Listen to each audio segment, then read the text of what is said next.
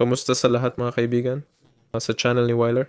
Ngayon, ipapakita ko kung paano mag-install ng Create Mod sa Minecraft.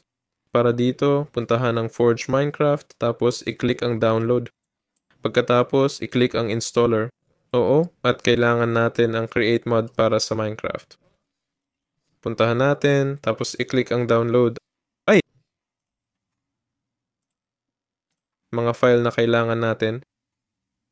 Ito ang Forge version 1.21. I-click ang download at syempre ang Forge mismo. Kailangan natin ng 1.21. Ayun. Ito ang ating create. Dito na download natin ang Forge. Lahat ng ito ay kailangan nating ilagay sa mods folder. Sige, ililipat ko ito dito. Isulat dito ang run. Isulat ang %appdata%. Pindutin ang enter at piliin ang Minecraft dito. Mods. Tanggalin ito. Ilagay ang create dito, buksan ang Forge.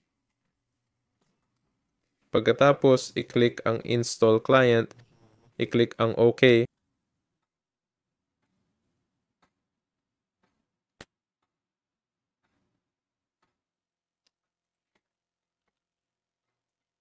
Maghintay. Tapos i-click ang OK. Ngayon, pwede na nating tanggalin itong bagay at buksan ang Minecraft launcher.